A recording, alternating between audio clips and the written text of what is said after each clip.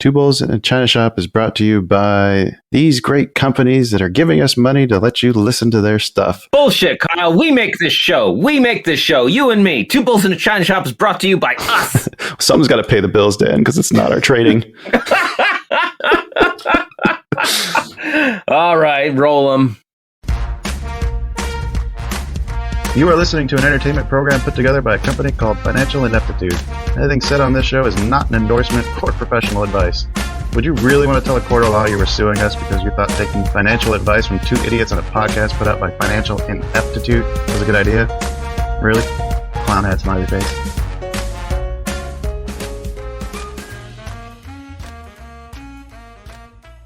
Well, hello and welcome, everyone. Welcome to the China Shop. We're so glad you made it here today. I'm Shopkeeper Dan. With me, as always, is Kyle, creator of financialineptitude.com. Kyle, how's your day going? Not too bad. Had one good trade this morning. Missed a couple other ones that could have worked out nicely, but we don't care about that. We have a fantastic guest who's maybe a little bit off the beaten track that we usually follow. Yes, but that just makes me all the more excited for it. Today, folks, we are proud to be joined by none other than Micah Kessel from Empathable.com. Micah, how are you doing today? I'm doing great, and I'm glad that I'm off the beaten path because, you know, being a trailblazer is what this world is all about, right? I mean, we've got to do something with the time we've got. So, yeah, thanks for having me. Being different means you just stand out, right? Yeah. As well as we can, yeah. You know, it's that pink tie on a front. Why don't you tell us a little bit about yourself and what you do then? Because it's not, this isn't going to be our typical, tell us about your investment strategies. Yeah, no, absolutely. You know, I was giving a keynote for the ESG conference of pensions and investments a couple of months ago. And, standing in front of a room of institutional investors talking about how their team, how they can be, essentially voting with their dollars on organizations and leaders that are creating environments that have empathy, can be a hard case for some people to understand.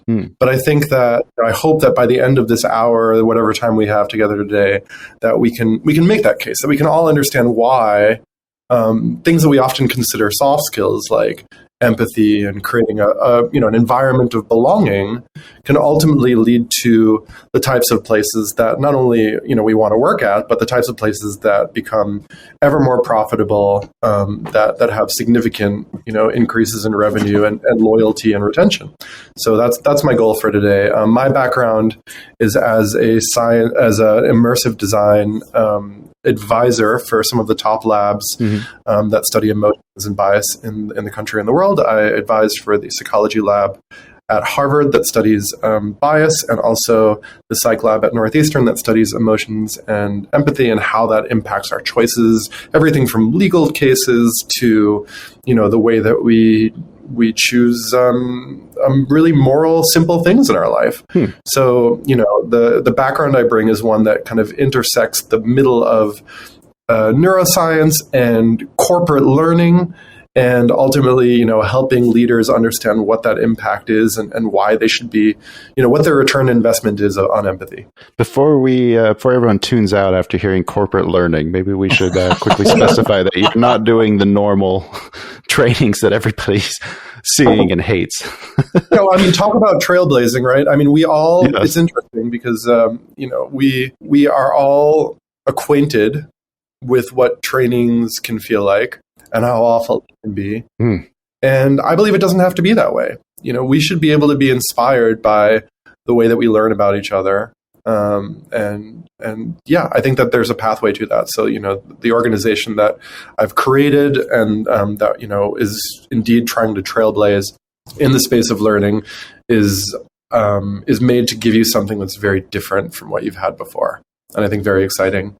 I want to jump back onto that here in just a second, but I do want to say that with your background in psychology, you'd probably be a really good trader if you ever decided to try to pursue that path. You could say that, but if you look at my stock portfolio in the last 18 months, I think, I mean, we're all on a learning curve somewhere. And, maybe one of your listeners can, if one of your listeners feels like they really were helped today, then maybe we can share our screenshot of how we're doing. I can learn. We're all open to learning here, but thank you for saying so. Yeah. It's just such a mental game that you probably have a leg up starting if you ever did decide to run down that path. But going back to the trainings then, Dan, I don't know what kind of experience you've had with them. I know I've had to sit and watch some of the ones my wife's done. I've had to do them for years. And one of the really big problems with them that I've seen is that the message just gets stagnant. Like the trainings are only designed to just shove information down your throat. And it's the same information. The presentation never changes. You stay with a company for 7 years, you're going to see the same training program 7 years in a row. Absolutely. Yeah, I definitely had a similar experience with all of my corporate training. They always feel like they're just repackaging the same messages. Right. So how does a company keep that message fresh, keep it engaging? Like what are some of the things that they can actually do to try to make this actually something useful and not just an hour nap that people take in the middle of work? Yeah, absolutely. How do trainings become useful and not a task that a box that just needs to be checked is really a great question. Mm-hmm. I can tell you that we've shared our immersive experiences with over 10,000 people and over 100 organizations. I probably had personal conversations with, CHROs, so chief, HR officers, chief diversity officers, people who work in culture. Probably hundreds of conversations over the last few years. And by and large, what I have learned is that the reasons that trainings are ineffective is they are leveraged on the idea that giving people facts, statistics, and exercises around concepts is going to change behavior. Mm-hmm. And I can tell you that facts, statistics, and exercises are really, really good ways to pass your LSATs or your MCATs. They're really bad ways to change behavior. Anybody who's ever had an argument knows that. Yes. Exactly. Yeah, arguably, our country would be in a very different place if we knew how to listen to data effectively, right? But we don't. Right. It's not how we, there's the great thing about working, between the space of neuroscience and business is I get to know things like there's a study that shows that when political opponents talk about the data around the thing that they're arguing for, mm-hmm. their opponent listens very poorly to that. But if they tell a personal anecdote around that data, then their opponent's belief in that story, that it's true, goes way up, right? So if I were to talk to you about, something like gun control, and I was say, 20% of people who are killed with, guns are done so because they are, they're getting their guns from people who don't have licenses. That's a statistic mm-hmm. that you have very little resonance with. If I tell you that I have an uncle who accidentally shot someone because it wasn't his gun, it was actually his friend's gun, and his friend didn't have a license, and had he had a license, that would have never happened, and now that person, is in the hospital and will never walk again. Mm-hmm. Which one are you more likely to find to be true? And the interesting thing is, the moment that we add the data on top of that, it actually doesn't increase the believability in my story that much. Right. So, we learn through experiences, we learn through anecdotes and stories, and the way that trainings are given are not through experiences, anecdotes, and stories, right? They are given through facts and statistics. And the problem with facts and statistics is that they are negative. 75% of programs out there use negative messaging to get their point across. And I don't know about you guys, but the last time someone used negative messaging to try and get me to do something, I probably didn't do a damn thing. Right. You make a great point too about the difference between personal stories and statistics.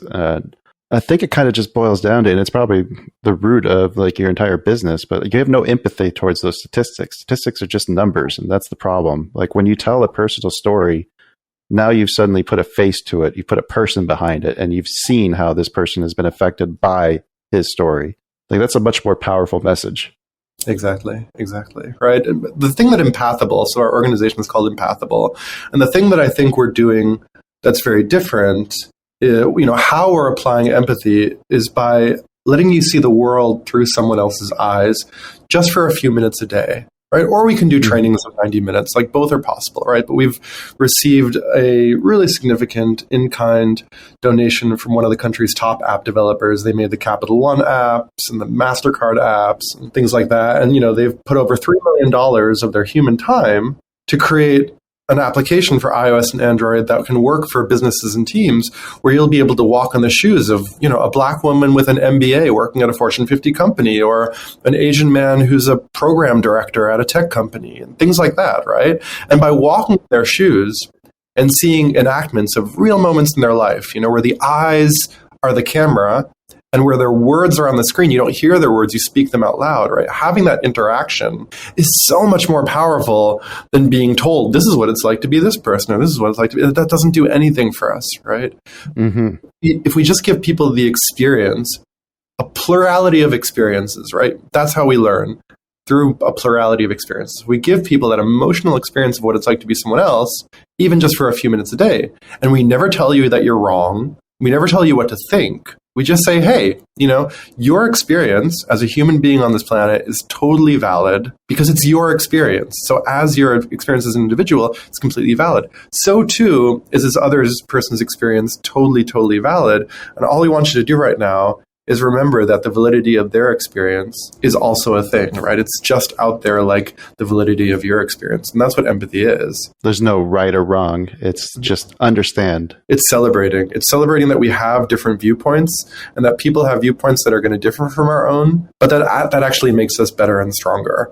Right, as organizations, even in the way, or when we talk about diversification, right, and that's certainly, diversifying is the name of the game, right? In the long game of investing, we all know that diversifying obviously is the name of the game. Why is that? Well, in science, there's a word called degeneracy, which, in common speak sounds like a bad word, but in science, it's actually a good word. Degeneracy means we can get to similar solutions, and let's just say similar solutions being successful solutions, through different methods, right? So, we can raise the value of our portfolio 25% in 6 years by looking mostly at,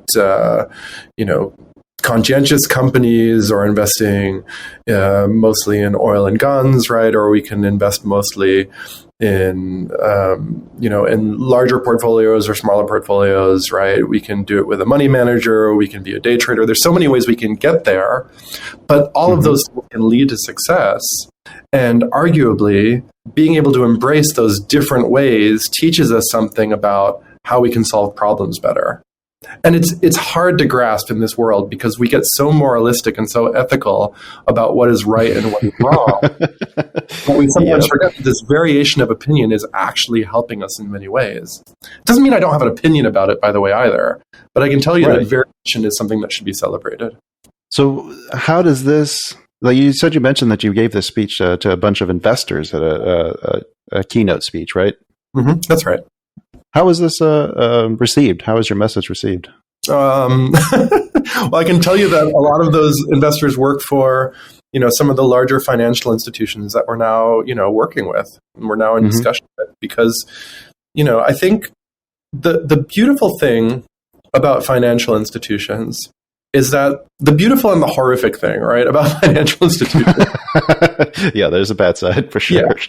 Is actually the same thing, which is that they're numbers driven, right? I have a friend who has spent most of his life at Goldman and Bloomberg, and and he's the guy that you call in to like have the last sets of 5 meetings to close the $50 million deal, and having had a lifetime of work in those types of organizations, this is a quote from him. He said to me, Micah, when it comes to Empathable being accepted by financial institutions or not, if it moves the bottom line, they'll throw any amount of money at it, right? And it's not the money I care about, but it's the return on investment turning into impact that I really care about. I really care about people investing in something that's going to work for them. Because if it doesn't work, it's going to create apathy and pushback, and that's what most of the bias training and sexual harassment training out there is doing. It's creating apathy, and pushback and defensiveness. When what we really want to be doing is creating curiosity and inspiration and wanting to hear each other's opinions, and embracing that different opinions are a good thing. So, by and large, the impact from sharing with people that are driven by finance is you have to make sure to make that connection between the investment they're making and how it impacts their bottom line. And it behooves us as people that work in science and culture to know how to have that conversation. Right. So what is the impact on the bottom line? I am curious to hear this. Yeah. Well, what you have to do is work as hard as you can, then close your eyes, and in 20 years, hopes it all works out. Just hope it all works. No. I've got that down. That's the plan, isn't it? We're just bearing down and hoping that we can get through this little R. No, I mean, the plan is actually really simple if you think about it. So performance and how that impacts, profitability, kind of hard to measure, right? It's possible, but it's kind of hard to measure. Retention and turnover and how culture impacts retention and turnover, really, really easy to measure. We know so many things about the reasons people leave their jobs. Even though people aren't entirely honest and open in exit surveys, we still know a ton, right? We know that toxic culture is 10 times more likely to predict turnover than low compensation rates, right? That's an MIT and Sloan management review quote. We know that 58% of employees have previously left a job because they didn't feel valued by their boss, right? That's an EY 2021 consulting survey quote. We know that 72% of employees would consider leaving their company if their company displayed less empathy. It's really, really interesting how much we know. And I'm going to build a case for you here one step at a time. Okay. So the first step is really understanding that empathy is one of the most important factors in whether someone is actually engaged at work or not.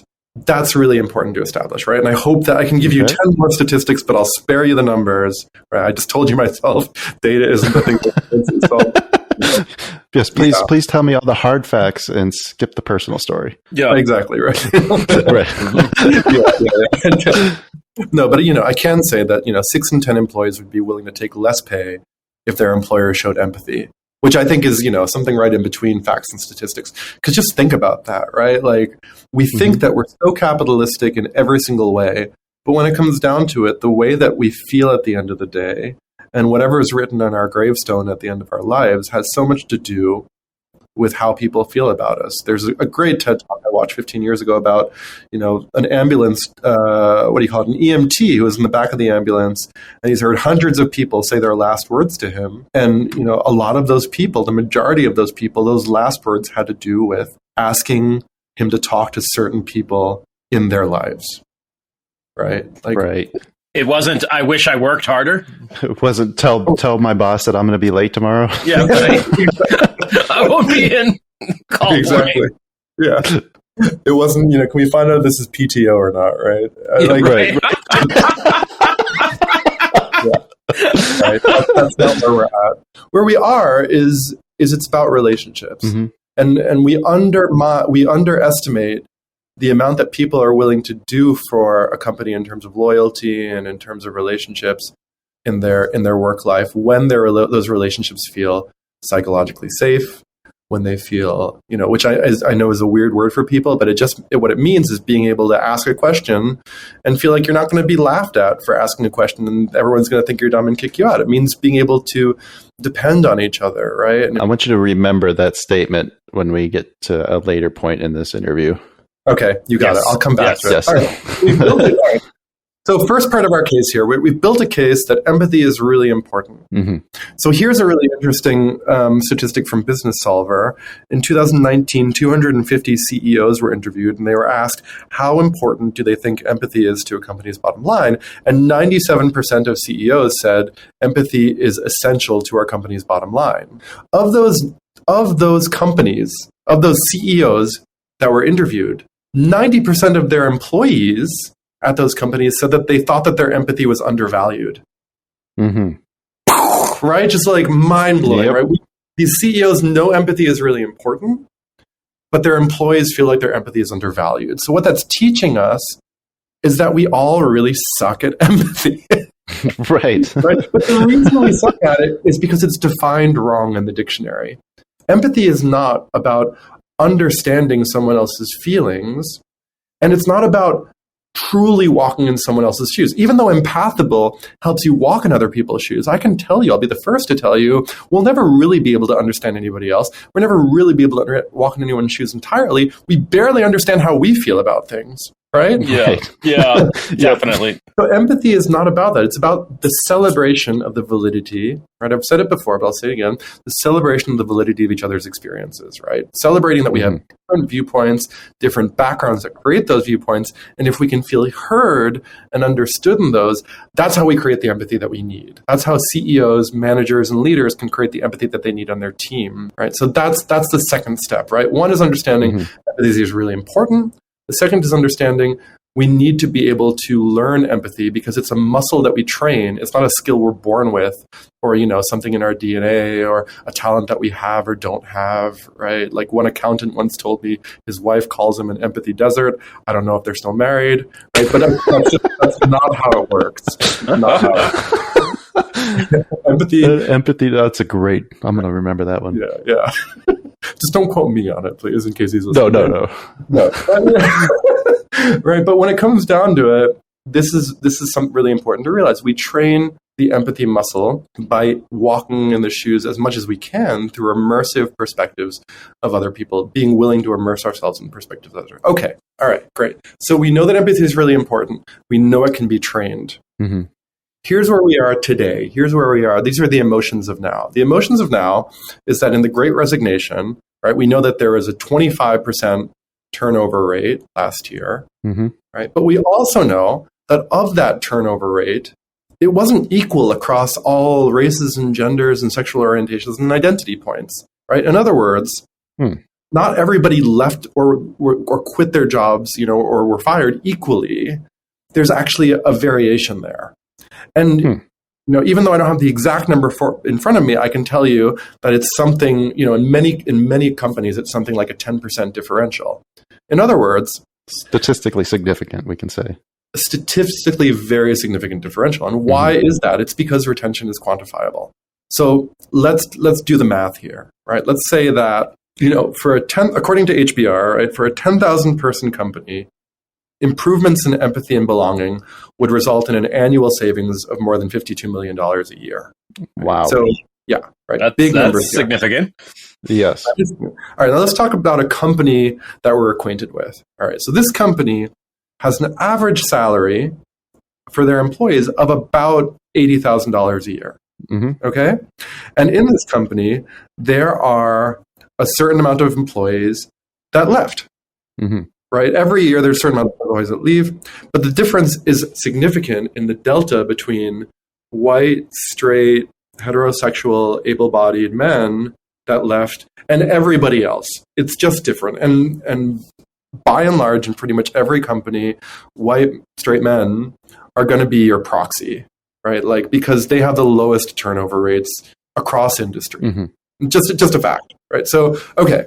So we're talking about, 13% of white straight men left this company in 1 year, and 27% of white women, black women, Hispanic women, Asian women, black men, Asian men, right?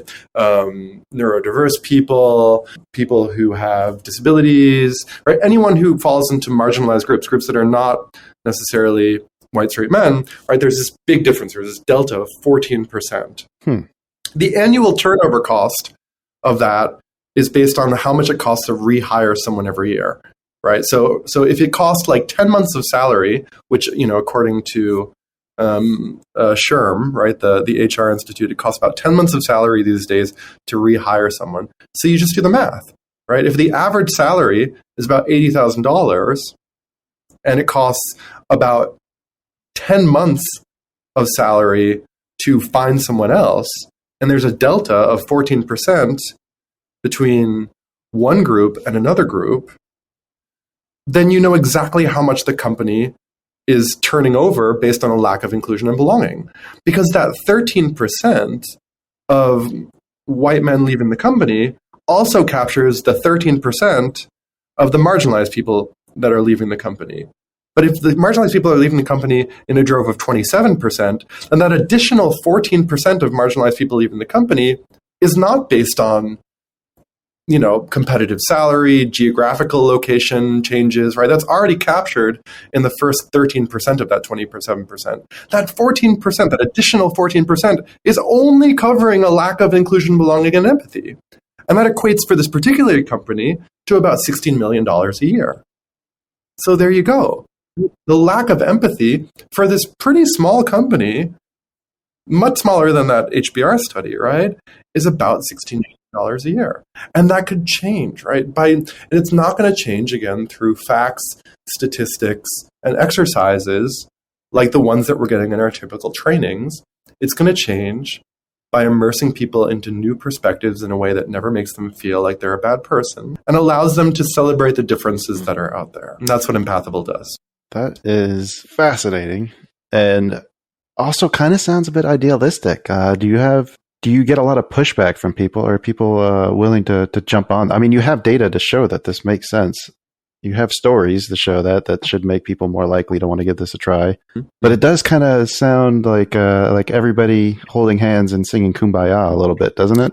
Yeah, that's what a robot like you would say. It does. It is. I think it sounds perfectly reasonable. It sounds amazing, but you have to get the buy-in from everybody. And my experience with that has been it's very difficult to get everybody to agree on that. Like changing a culture from a company is very, very difficult to do. And it requires a lot of time and effort. It's a top-down affair for sure. Yes. It's a top-down affair for sure. And that's the thing. Money saved is not necessarily going to be a P&L item on the spreadsheet of your CFO, right? Because on some level, your CFO, I completely agree with you. It might be even nice for your CFO to lose a 180K employee and replace them with an 80K employee who just came out of college, right? Who can do the same function, in quotes. Right. But the problem with that, and your COO and your CHRO should be really aware of this. They should actually understand this. The problem is it's going to ruin your team, right? By losing that senior person who comes with years of experience, who understands things, who's given you years of loyalty. It's going to ruin your team. You're going to lose your best people. And frankly, you're going to have to explain to your board why you're not meeting your retention strategy of qualified people of color, women, and LGBTQ plus employees. So, whether or not we want to be idealistic about it or not, I think when it comes down to it, we live in a world and in a time where these numbers matter to the public, right? And it's going to affect your ability to hire new people. If groups from different identities and different genders are not interested in working at your company, and that's public knowledge, right? At the very least, it's going to lead to a lot more of an expense in your hiring costs. And at the very most, it's going to lead to class action lawsuits because eventually it's going to catch up with you. And it's going to do so not because people are explicitly trying to be racist or sexist. That's not what I'm saying. By and large, most people in companies aren't explicitly biased.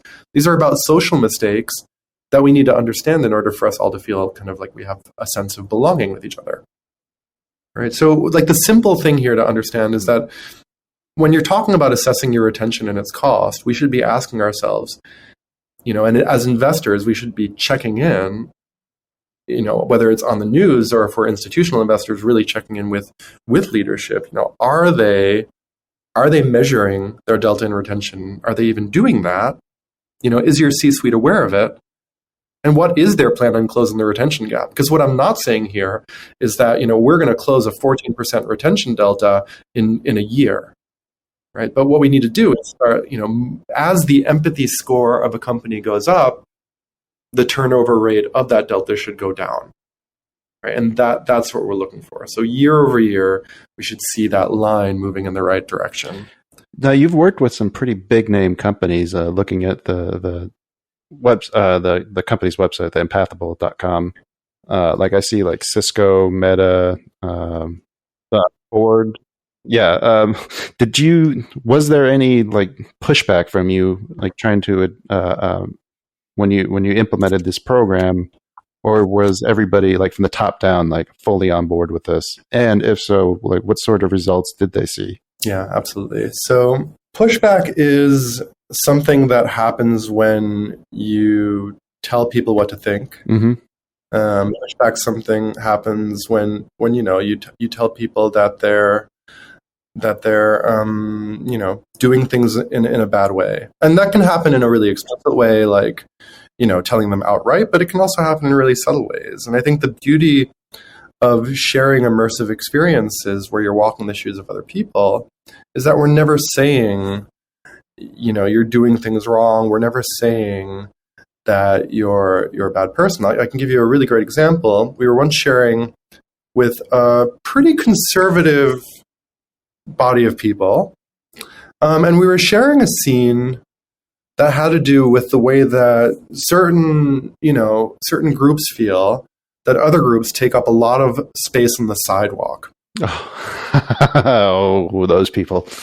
Yeah, and the thing is, in different countries and in different cities, opinions are going to differ, but that's the whole point, right? We all have different life perspectives, and this is not, I want to start this conversation by even saying, I'm not here to tell you that one person is right or wrong. I'm here to share the perspective, right? That there are a lot of people out there that feel like a lot of other people don't move out of the way when they're walking down the street. Mm-hmm. And during this session where we were sharing the immersive experience of watching someone have that experience of someone not moving out of the way and then saying, these people never move out of the way for us. This person in the session said, I think that was rude. I think we all move out of the way for each other. I don't get it. We all have a fair chance. What's the big deal? What do you think we said to that person? Right? What do you think most trainings would say to that person? You're wrong. Most trainings would say, well, here's why it isn't. And here's what you don't understand, and look at all this data and statistics, right? And what have you done? Right. You have created someone who has turned their brain off to wanting to learn because you have told them, in essence, that they're a bad person. Yeah. Right. What we did is we said, thank you so much for sharing that perspective. We really appreciate it. And the thing is, we're not saying it in this sort of lip service way. We really mean it. Like, they have a different opinion than we do. But it doesn't mean that we shouldn't be grateful that they're willing to be vulnerable enough or that they're allowing their emotions to have them express something, because not saying anything can actually be a lot more harmful than actually saying what you think. Like, in order to bring our unconscious thoughts to life, we need to be able to speak them sometimes. So what we did is we said, thank you so much for sharing your thoughts. We really, really appreciate it. And 1 week later, as we often do, we had our next session. And we had a check-in first, and we said, hey, how has your week been? What's been going on? And this person said to us, I've been thinking a lot about that scene because I still think it was really rude, but I do notice it's changed the way that I've been walking down the street. Yes. Success. That's right. Changed. That's changed. Right? Can you do a scene at the grocery store and people using their carts and hogging the aisles? Like, yes, we're going to affect change, and we're going to start at the places that matter before we spend too much time. I'm sorry. I didn't mean to derail you there. The thing is, you're kidding, I realize, but, to just in all seriousness, we have ideals about how we wish society would go. And those ideals are based on the experiences that we've had in our lives. And it is totally valid to want other people to understand your perspective. And often when they do, you don't even need them to agree with you. You just want to make sure that they get it, right? And that they get it in a way where they're not like, oh, yeah, sure, that's what you think, but whatever, you're a jerk. No, it's, oh, that's what you think. And I completely hear you, and I completely see that that's your viewpoint. I have a different viewpoint because I come from a different background, but I'm not shutting you out, right? So the answer in short is, yeah, like, Dan and Kyle, let's make that scene, right? Let's give people an understanding. To give you an even more extreme example, I was talking to one of the big banks, someone there who has spent his whole career as a senior manager, who advises the ultra high net worth people in his portfolio, and where they can be providing generosity, right? Where they can be philanthropic and how they can be philanthropic. But he's also managing a lot of their wealth.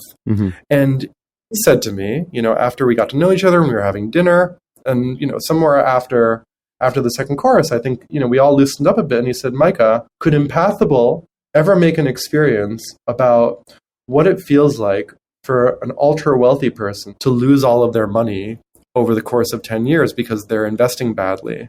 And then he got into deeper stories with me about someone that Oh, wow. knew that, this person's partner, wife called this investment bank's, this key contact a number of times, said, my husband's in Vegas.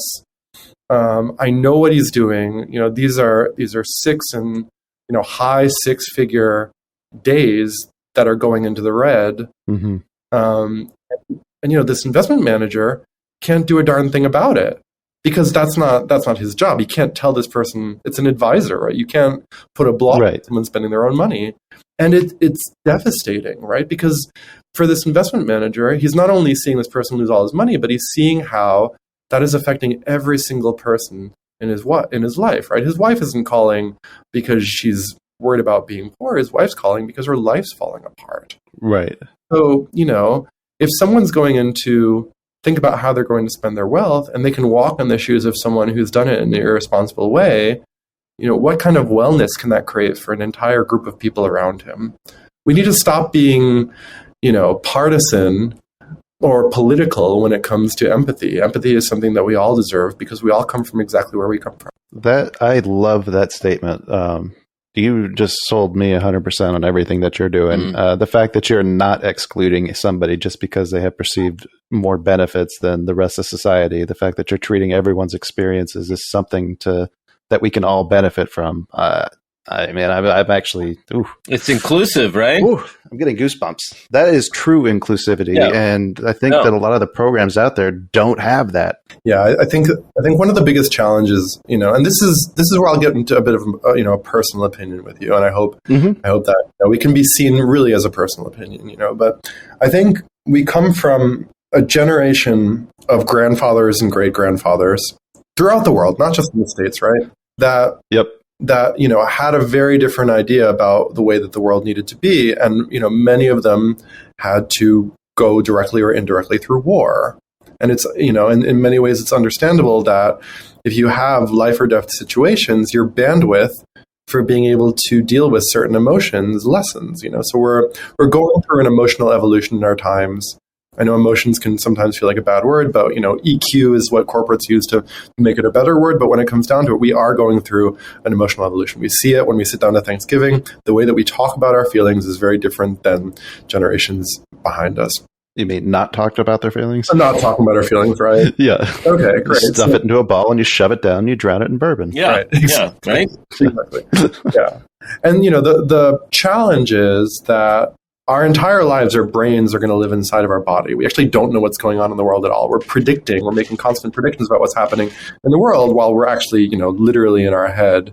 We're not building a model of the world. We're building a model of our senses, which are trying to figure out what's going on in the world. Great. So, if that's the case, then it means that when we're told that a certain emotion or set of emotions don't belong, it's not like our mind has a specific spot in our brain doesn't have a compartment where we hold the lack of inclusion and belonging that we feel of anger or the lack of inclusion or belonging that we feel as a woman. Mm-hmm. Right? They're both categories, but these categories are created by society. Our mind is just feeling at the end of the day, I don't belong at this particular moment for this particular reason. But when it comes down, I don't feel like I belong. And that's where the pushback and the apathy comes from. We have to remember in all of the trainings that we're giving and all the way that we're trying to teach people to have more empathic cultures, which is ultimately what makes companies thrive, which is ultimately what drives the economy, that belonging is about all the aspects that belonging can be addressing, which means the emotional part too. We've talked a little bit about how this ties back into the business world with retention rates and other things like that. I'm curious if there's a correlation between the people that want to keep work from home and the companies that score lower on retention and empathy, if there's a correlation between the two. Yep. Yeah. Well, we quantify what we can measure. Mm-hmm. And that, what we measure, what we can measure, we end up wanting to, draw conclusions from. So if a big change happens, then, Gartner and all of these, HR organizations that are good at measuring things start measuring things, and we have all these feelings and conclusions about it. But, here's an interesting counter argument for that. Okay. So in 2016, Google did a massive study to try and understand what makes teams great. Yeah, and they looked at everything that they could possibly look at. They poked holes in everything that they could possibly poke holes in, right? In terms of what makes a team great, right? Was it, higher pay? Was it introverts in, working with introvert bosses, or extroverts and introverts together? Was it levels of education? And what they found out is that none of that seemed to matter. None of that made a team great, but rather it was a series of group norms, what we would call in like common speak a vibe, right? Like a team has a certain vibe, and or rituals, unspoken rituals. And if a team had really good norms, really good rituals and a vibe, then regardless of education or salary, they would perform really well across tasks. And the most well-educated, most well-paid team with a bad vibe, right, with a bad group norm, would perform really poorly across tasks, right? And the number one most important feature of what created a team with good group norms is, again, psychological safety. Psychological safety is the ability to speak up and ask a question and feel like you're going to be included. It leads to the dependability that we're looking for. It leads to a sense of structure that we can trust, that we can make a plan and get it done. It leads to a sense of meaning because, we need to know this work, that we're intrinsically motivated to do it and it matters to us. And it leads to the impact that, ultimately does align with organizational outcomes, because companies that have, diverse teams have 2.3% higher cash flow. They have 20% boost in revenue when they have diverse management, and they have an over 40% higher profit when they have a diverse board, right? When they have a board that has people from different cultures, different genders. And things like that. So the psychological safety being there absolutely aligns with the organizational outcomes that are finance driven. We're totally in line there. But here's the thing. You cannot have a psychologically safe team that doesn't feel inclusive. You just can't, right? If we're in the middle of a business meeting and someone speaks up and says something unintentionally sexist, and then, Kyle says, hey, sorry to interrupt, man, but actually what I found that you said right now, I actually found that really sexist. And, that kind of bothered me. And then the next thing that happens is crickets chirping, right? Or someone says, hey, we've only got 5 minutes left. Can we talk about this another time, right? That's a team that starts to fall apart. And those are never things that get reported to HR.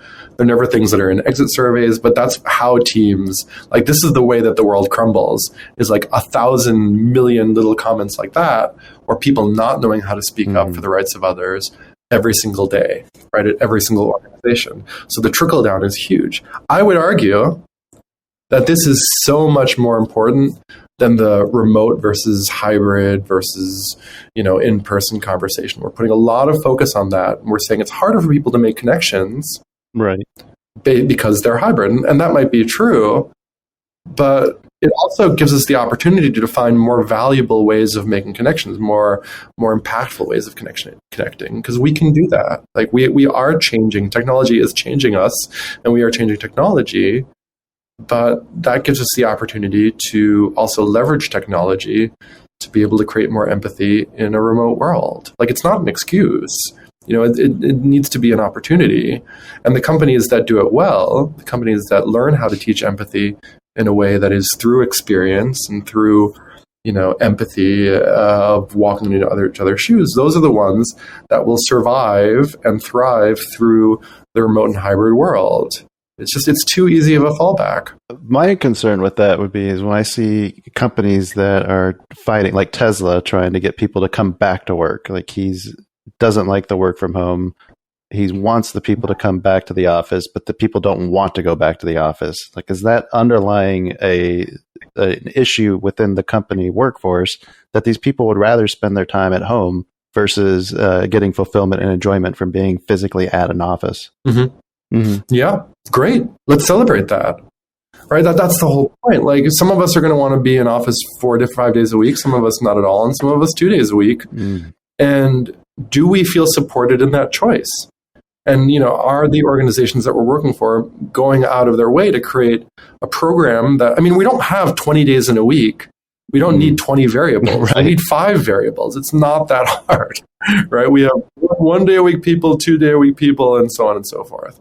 So, does a company have to bend over backwards? No, they just have to create a program that allows for that variation to be celebrated.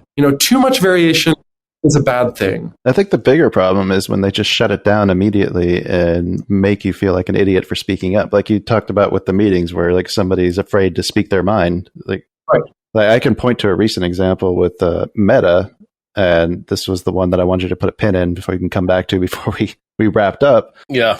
But, people asking Zuckerberg about benefits, or maybe I think it was taking a day vacation. Off. Yeah, having a day off. And he made the person feel like shit for even thinking to ask that kind of question.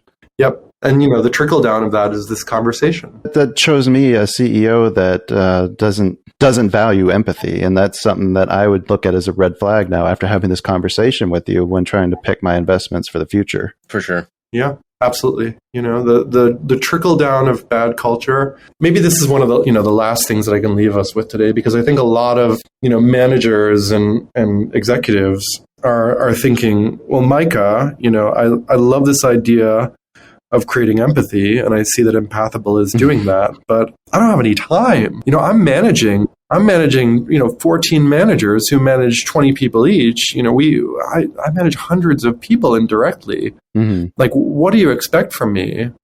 And I've gotten this more or less from folks who work pretty high up in finance. And what I say to them is, I want you to think of it a little bit like a hedge is thought about in terms of volatility, right? Whether it's the VXX or the VIX or whatever you want to think of it, right? But think of it as a hedge. And what I mean by that is this.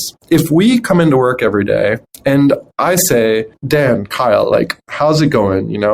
How's your family? And simple questions, right? But authentically asked, right? And you take 20 seconds to answer that question and you feel like in those 20 seconds, I've really heard you, then what we're doing is we're creating a foundation of a relationship that at the moment in time when inevitably in the future, I will say something to offend you. Inevitably in the future, I will make a social mistake. I won't mean to. That's why it's a mistake. It'll be unintentional, right? But by accident at some point, because I don't have the life that you have, because we've had different experiences, maybe I'll make some sort of joke, and that joke will be at the expense of someone that has been near and dear to you in your life, and I didn't even realize that I did it. At that moment, our psychological safety, our connection could be broken forever. But if I have given you the feeling that I want to listen to you, if I have actually practiced empathy with you over and over again, then you are so much more likely to say to me at the end of the meeting, right? Like, hey, Micah, I'm just telling you this because, I want you to know, like what you said before, like, yeah, I have like this person in my family and, that affects them. And, I'm like, just so you know, like, I know you didn't mean it that way, but just so you know. And then I can say, oh, dude, thank you. Like, I had no idea. Right. And then we go on feeling included and belonging with each other forever. Whereas if we didn't take that time, right, I've never took the time to ask you those questions, then we run a big risk that I'm going to say that thing. You're not going to want to speak up about it because you never felt like I listened to you in the first place. There's no history of compassion between the two, or at least knowing each other or taking any sort of effort. Like, it doesn't take much time. It's such a good point. I actually learned to call it the emotional bank account. Like, positive interactions and bonding experiences add to the account. Mm-hmm. And that big thing that you say that offends me is going to make a withdrawal. But if there have been enough deposits, we're still good. You can take that withdrawal. Mm-hmm. Got it. Yeah, it is. I call it a hedge because at the time, I think it's such a good metaphor because volatility has to do with unpredictability, right? We don't know what's going to happen. There's too much unpredictability, so there's too much volatility. That's what happens when we make social mistakes. The inside of our head is buzzing and saying, did he mean to be rude? Was that purposefully offensive? I don't think that was purposefully. What's going on? I'm kind of feeling, was she hurt? We're in the room together. I don't know how she feels about this. I know about her brother. Right. Does he know about her? Right? All these things are happening in our mind. It's like a storm. In that moment, what we need to fare through that storm is the hedge of feeling like there's someone who has made those deposits, right, in the emotion bank, as you put it. There's another side benefit to that too, and that's where you may learn some of those things that would set somebody off, that somebody is more sensitive to if you took, the 20 seconds every few days just to come by and say, how are things going? So you may not even ever be in that position. Yep, exactly. Yeah, you may not even ever be in that position. And that's what we're going for here, right? We're going for teams that can stay whole, because a CEO of a company of teams that can stay whole is going to have the absolute best position in the S&P, right, that you could ever have. Like, right, that's what it comes down to. Like, that's what it comes down to, at least in the space of finance, right? Is understanding that these things are not. This is not soft correlations. This is like hard data, and it comes down to the feeling of like, do I feel valued here or not? Because if I don't, I'm out. I might not be out right now. I might be out when it's best for me, and you'll never know because I'll never say it in an exit interview. But instead, if I feel in, I might be in for life. And what is the value of that on you? Like, as a boss, that might be, 2 extra weeks of your vacation because you know you have someone working under you who's got it. Right? These are things that affect us in the smallest and biggest ways. With the publicly traded companies you've worked with, Cisco, Meta, Ford, Altria, which one do you think has like fully embraced this process more so than the others? Like, which one is like really like went into it 100% all on board? Yeah, I mean, look, I appreciate the opportunism, and what I will say is that the answer is in writing and it's in the media. I know that the media is polarized and we love to trash people these days, but if things are being said, they're being said for a reason. I know what you're saying. And, when you're making trades, go on Glassdoor. Glassdoor. You know what I mean? People are reporting it. You'll see, the writing is on the wall. The wall of the Glassdoor. There you go. I know exactly what you're saying. Wink, wink. Yep. Oh, fantastic. Thank you so much for joining us today, Micah. This has been a really great conversation. Wait, hang on, Dan. Before you wrap up, we need to give Micah a chance to tell everyone where you can find us. I was going to ask. Oh, yeah. Absolutely. It's a running gag. Sorry. Yeah, come no fight. Yeah, you can find us at empathable.com, right? Like empathy plus able minus the Y. So empathable.com is our website. You can, sign up for our newsletter. We have some great blogs that talk about culture. We have a blog that talks about retention. So anything that I shared today, you can read about on our blog, which is on our website. Please feel free to sign up. We're going to keep having great information out there. And if you want a demo of our experience, if you want to share that with your DEI or HR or culture leader and say, hey, I heard this great, interesting theory of change about how we can be making, radical change in our company without worrying about changing the radicals, then share it with them and see a little bit of the experience for yourself. Yeah. Really encourage you. Radical change without changing the radicals. I love that. All right, guys. Well, it was great being with you. Thank you for your time. Fantastic. Oh, thank you so much for joining. I'm glad we decided to put this one together because this has been fantastic. Fantastic. All right, we got to close up shop, folks. Thanks for sticking around to the end. We hope you had a good time. Check out Micah at empathable.com. We'll be back at you soon with some more exciting episodes. But until then, happy trades. Bye, everybody.